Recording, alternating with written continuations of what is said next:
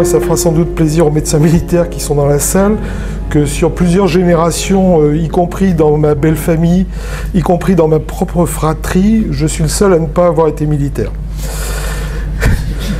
Voilà. Alors pourquoi est-ce que je me suis intéressé à ça? C'est simplement parce que, alors je vais faire assez court, j'ai observé un certain nombre de patients, 3, qui, au réveil d'anesthésie, ont présenté un certain tableau que j'ai interprété comme une récurrence d'un syndrome post-traumatique. À partir de là, j'ai cherché un petit peu dans la littérature ce qui concernait l'anesthésie, et j'ai été en contact en fait avec des psychiatres militaires américains, des nurses américains, qui avaient écrit là-dessus. Et donc c'est là-dessus que j'ai commencé à glisser vers un intérêt porté sur la chose militaire. Alors je crois que ce qu'il faut être honnête, c'est quand on fait un topo aussi de la bibliographie, donc il y a un certain nombre d'articles intéressants, en particulier des articles français et aussi l'article de Myers en 1915 qui définit bien le sujet. Il y a aussi toute une littérature faite en particulier par un médecin général militaire, Louis Croc, mais aussi d'autres articles qui sont extrêmement parlants sur la question, donc j'ai forcément lu ça pour venir vous en parler aujourd'hui.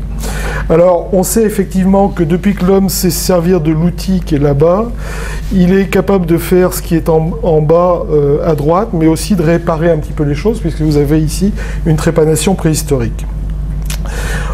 Dès l'Antiquité, on sait que dans des situations militaires, dans des situations de combat, eh bien, un certain nombre de soldats rapportent un certain nombre de phénomènes, en particulier forcément une certaine angoisse. Par exemple, on retrouve des textes égyptiens, et on sait aussi que chez les Grecs, il a été décrit de véritables syndromes post-traumatiques, c'est-à-dire qu'un soldat grec a vu le militaire à côté de lui se faire tuer, et il en a tout de suite subi une cécité brutale, donc qui n'avait pas d'explication physiologique puisqu'il n'y avait pas eu de traumatisme, mais simplement cette cécité, on pourrait dire quasiment de nature presque hystérique, eh bien, a entraîné donc effectivement une perte de la vision, et ça c'est décrit par des auteurs grecs.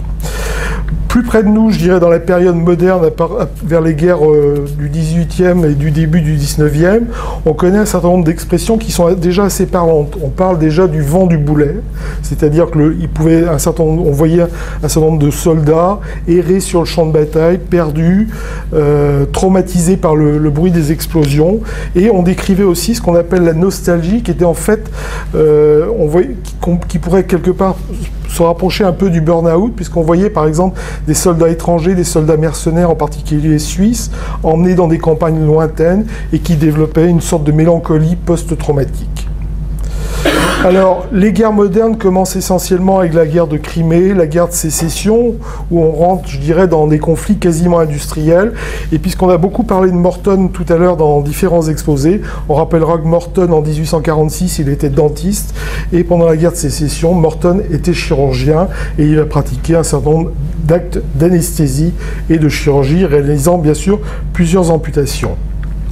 On décrit aussi pendant la guerre de sécession quelque chose qui est un petit peu particulier, que les anglo-saxons appellent le soldier heart, c'est-à-dire une espèce de tachycardie, de trouble du rythme observé chez les soldats du fait de l'angoisse du combat. Et peu ou prou, ça pourrait peut-être se rapprocher de ce qu'on voit de manière un petit peu moderne, le syndrome de Takotsubo. Plus intéressant, c'est Silas Ware Mitchell, qui est vraiment le père de la neurologie américaine, puisque c'est lui qui va définir le phantom limb pain, c'est-à-dire la douleur du membre fantôme, même si c'était déjà décrit précédemment par Ambroise Paré. Il va vraiment définir ce syndrome chez les amputés, et il va définir aussi ce qu'on appelle la causalgie, c'est-à-dire l'ensemble des phénomènes neurologiques, douleurs neuropathiques observées après une lésion d'un gros tronc nerveux. Donc ça, c'est Silas Ware Mitchell. Et Silas Ware Mitchell va observer un certain nombre de situations post-traumatiques qu'il va mal interpréter, et il va utiliser le terme de malingering, qui veut dire simulation. Et cette simulation était réelle au sein en particulier des armées nord-américaines, puisque vous avez cette photo, on a envie de dire avant-après, à tel point que l'anesthésie, puisqu'on revient à l'anesthésie, un certain nombre de soldats qui s'étaient engagés présentaient un certain nombre de troubles, des raideurs, des choses diverses et variées, et il était recommandé dans les manuels américains de l'époque, que ce soit pour l'Union ou pour les Confédérés, d'utiliser l'anesthésie pour vérifier la réalité de ces troubles, Ceci étant basé sur des travaux français de 1847, donc vous voyez, un an après 1846, où un chirurgien français avait utilisé l'anesthésie pour vérifier que des soldats français avaient des troubles réels ou simulés. Donc vous voyez que déjà cette question de malingering ou de simulation introduisait une difficulté dans la compréhension d'un certain nombre de troubles. Alors, les premières alertes viennent effectivement des guerres un peu plus récentes, c'est-à-dire par exemple dès la guerre de 70, mais aussi la guerre russo-japonaise. Des médecins alertent l'opinion sans que ce soit forcément ressenti sur ce qui va être décrit, tous ces troubles liés en particulier à l'usage des explosifs de manière assez puissante, mais ça passe, je dirais, c'est pas forcément reconnu. Alors, ce qui a été déjà dit précédemment, c'est-à-dire une relative impréparation dans l'organisation sanitaire des débuts de la guerre 14, en particulier au moins jusqu'à ce qu'on a appelé la course à la mer, puisqu'on va avoir quelque chose comme 200 à 400 000 blessés et tués. Et les premiers troubles neuropsychiatriques sont observés.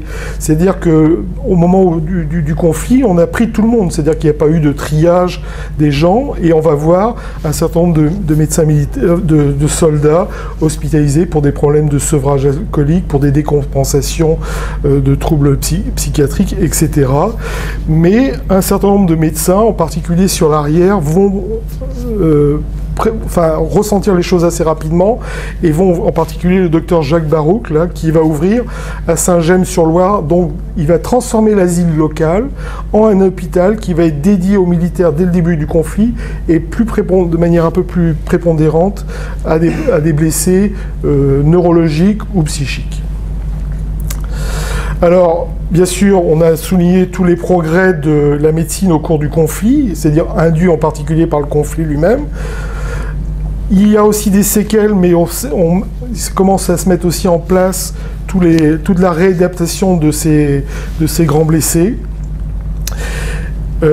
On voit aussi apparaître des situations, en particulier chez les Anglais, où des patients ou des soldats qui sont traumatisés, qui refusent de remonter au combat, vont être fusillés, clairement, alors qu'ils avaient des troubles psychologiques avérés. Un certain nombre d'entre eux vont être fusillés et seront bien entendu secondairement réhabilités.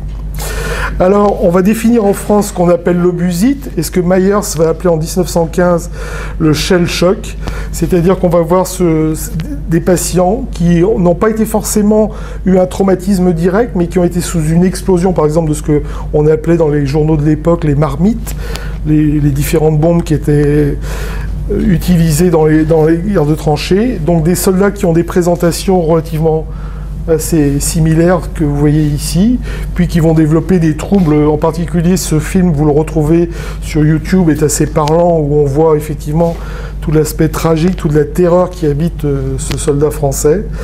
Et donc on va observer ces phénomènes, on va retrouver des patients qui sont mutiques, des patients qui sont devenus aveugles, qui sont devenus sourds, et c'est tout le travail de Myers, il va décrire ces patients, dont on va parler un petit peu plus loin. En France, on va utiliser le terme d'obusite.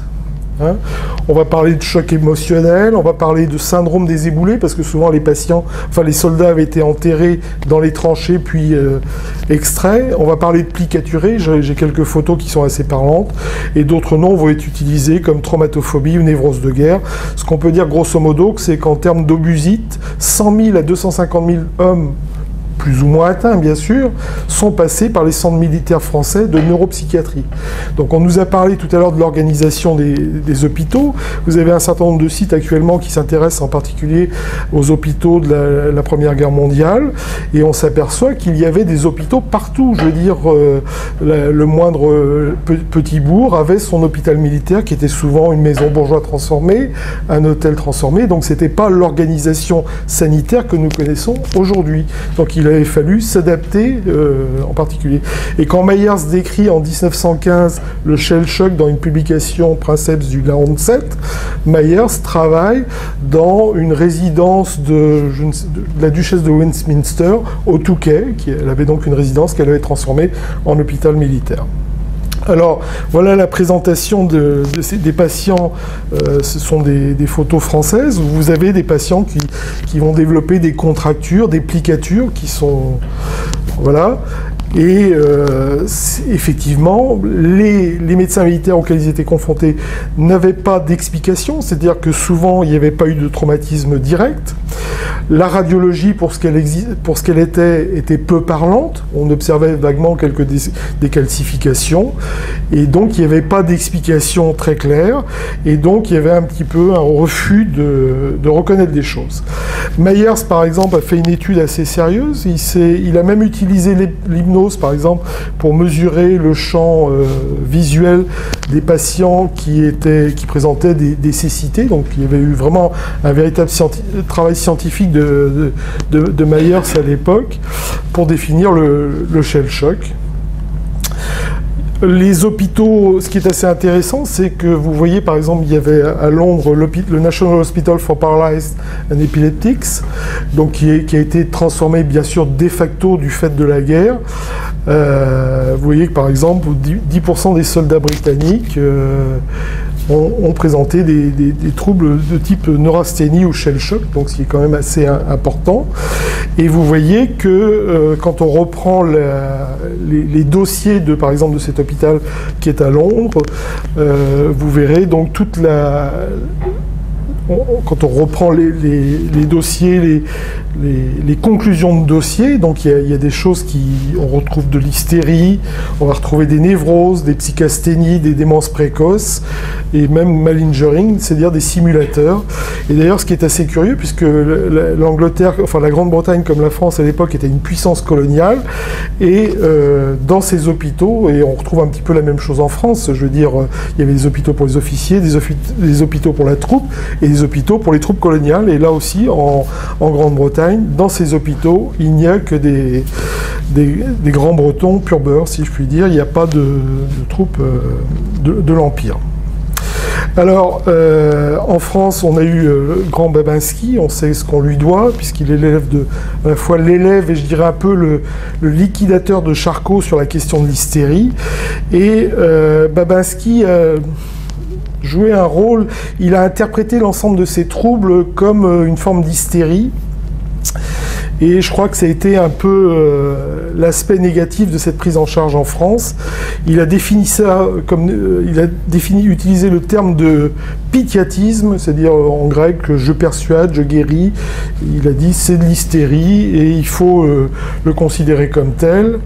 Alors puisque c'était de l'hystérie et qu'on pouvait peut-être utiliser une contre-suggestion, eh bien dans tous les camps, hein, c'est-à-dire on retrouve la même chose en Grande-Bretagne, peut-être pas aux États-Unis, mais en tout cas Grande-Bretagne, France, troupes austro-allemandes, c'est l'utilisation, vous avez ici un appareil qui est autrichien, c'est l'utilisation de l'électrothérapie comme contre-stimulation avec des courants particulièrement intenses, voire même, et d'ailleurs vous avez une caricature de Clovis Vincent qui va devenir un des pères de la neurochirurgie française, et il était surnommé Vincent de Paul, ce qui veut tout dire, et il y a eu un procès célèbre, enfin il y a eu plusieurs procès, c'est là-dessus que je reviens, donc il y a eu Clovis Vincent qui s'est fait brutaliser à juste titre par un soldat qui refusait l'électrothérapie, et quand les gens décrivent les scènes, c'est assez impressionnant, parce que les gens assistaient à l'électrisation des autres, c'est-à-dire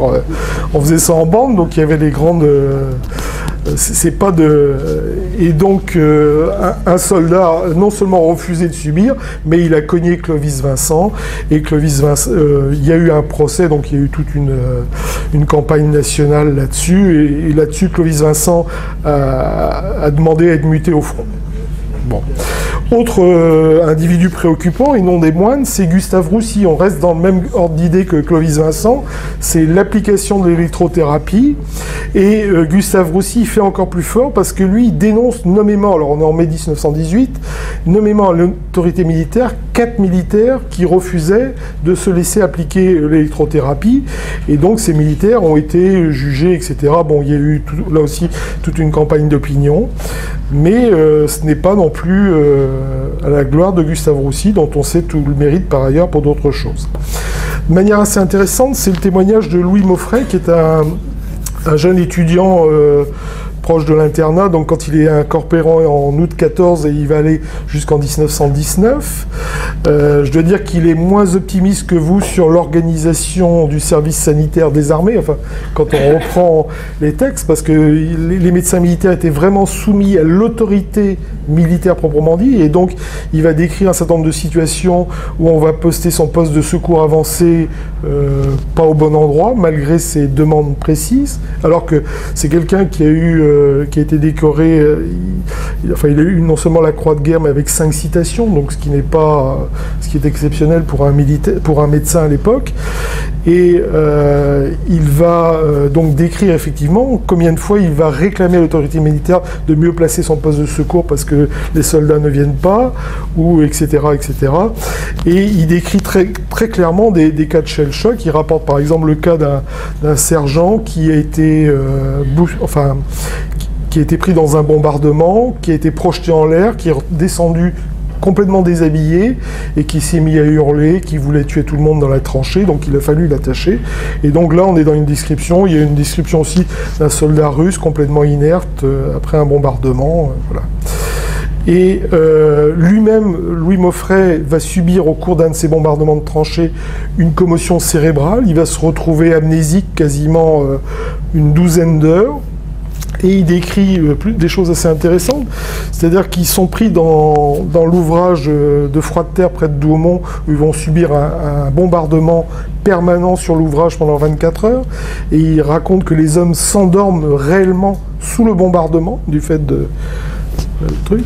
Et lui-même va à un moment être, puisqu'on va s'apercevoir que ça fait quand même 4 ans qu'il est mobilisé, et il va subir un véritable burn-out, donc on va quand même décider à le sortir, et il va être intégré effectivement dans une équipe chirurgicale, ce qui lui permettra de prendre un petit peu de distance par rapport aux lignes de front sur lesquelles il avait été maintenu quasiment 4 ans.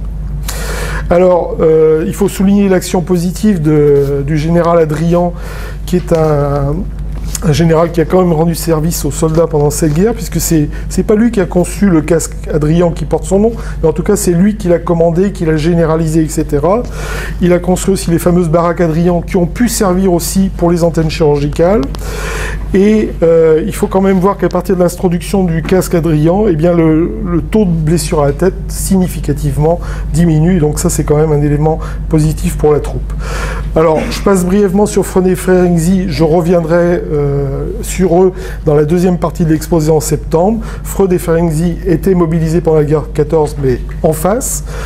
Ils vont, en particulier après la Seconde Guerre mondiale, aider un certain nombre de soldats à être réhabilités. Ils vont intervenir dans des procès et ils vont effectivement travailler sur les névroses de guerre, mais à ma connaissance, ils n'ont jamais utilisé l'électrothérapie.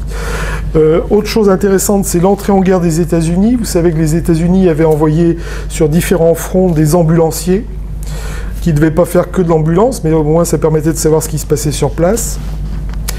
Et quand les États-Unis vont rentrer en guerre, avant d'envoyer les troupes, ils vont envoyer des missions médicales, comprenant en particulier des psychiatres. Donc ils avaient quand même perçu qu'il se passait quelque chose et qu'il fallait anticiper. Et là, on avait une véritable organisation sanitaire. Alors, pendant la Seconde Guerre mondiale, le shell shock disparaît, c'est-à-dire qu'on va faire disparaître cette appellation de shell shock, mais on va retrouver des choses équivalentes qui vont être dénommées par les anglo-saxons post-concussional syndrome, syndrome post-contusion. Hein. Les Américains, là aussi, sont assez bien organisés, puisque vous voyez ici une situation où un soldat américain reçoit un sédatif par un médecin de l'avant. Et secondairement, alors effectivement, par exemple, pour revenir à Louis Maufray dont j'avais parlé, à un moment, il va décrire l'usage de la sédation, mais malheureusement, dans son livre, il ne donne aucun élément sur quel sédatif il a utilisé. Donc là, je reviens à la guerre 14. Et on sait que les barbituriques, grosso modo, ont été introduits à partir de 1900 à peu près, par les Allemands en particulier. Mais vous voyez, pour maintenant revenir à la partie 1945, eh bien que les pertes psychiques américaines pendant la Seconde Guerre mondiale, 350 000 hommes quand même, hein, c'est-à-dire, je ne parle pas de tuer, c'est-à-dire des gens qui ont subi des traumatismes psychologiques divers et variés, donc quasiment un ratio de 17 sur 1000 incorporés, ce qui n'est pas rien. Plus près de nous, encore vous avez ce célèbre film American Sniper, dont on sait qu'aujourd'hui que le véritable American Sniper vient d'être tué par un autre militaire qui était hospitalisé pour des problèmes post-traumatiques, puisqu'on sait que pendant la Seconde Guerre, enfin que les Américains ont bien connu ça pendant la guerre de Corée, pendant la guerre du Vietnam, etc. Mais là, aujourd'hui, on a quelque chose qui est assez parlant, puisque ce soldat a été tué par un autre ancien soldat qui lui-même souffrait de troubles psychiatriques secondaires ces traumatismes. Aujourd'hui, le syndrome post-traumatique, c'est quand même quelque chose qui est assez bien connu de la part je dirais, dans la population générale et aussi par les militaires. Donc les problèmes d'insomnie, de cauchemar, de paranoïa, les problèmes de sentiment de culpabilité, les hallucinations, il y a beaucoup de phénomènes de flashback, j'y reviendrai tout à l'heure, des problèmes de dissociation de la personnalité, les comportements suicidaires, l'usage des alcools, drogues et diverses addictions. En particulier, on sait chez les anciens vétérans du Vietnam l'utilisation fréquente des drogues. Il faut savoir qu'au Vietnam, les Américains avaient en permanence 200 000 hommes, mais il y avait simplement 10% d'engagés sur le terrain. Donc le reste c'est quand même assez important. Le ratio de troupes engagées est relativement modeste par rapport à l'ensemble du contingent sur place, et on est quand même frappé par ces problèmes de drogue, d'addiction qui ont surgi, je dirais, dans la communauté des vétérans, en particulier du Vietnam. Alors, ce qui est assez intéressant, c'est juste cette étude que je présente qui s'intéresse au problème des flashbacks. C'est-à-dire qu'ils ont repris des dossiers de la Grande-Bretagne à partir des guerres victoriennes, de la guerre des Boers, la Première Guerre mondiale, ça va jusqu'à la guerre du Golfe. Et ils se sont demandé quels étaient les symptômes. Puisque souvent, ce qu'on observe dans les syndromes post-traumatiques, c'est les flashbacks. Et on s'aperçoit qu'en fait, le terme de flashback est quelque chose de relativement récent culturellement, et qu'il n'apparaît pas dans les premiers conflits, qu'il émerge simplement à partir de la Seconde Guerre mondiale. Donc c'est sans doute lié à des évolutions culturelles, je dirais, dans la population générale. Voilà. Alors, ce que je voulais dire, j'avais trouvé cette phrase en faisant mes recherches: à la guerre, il n'y a pas de soldats sans blessure.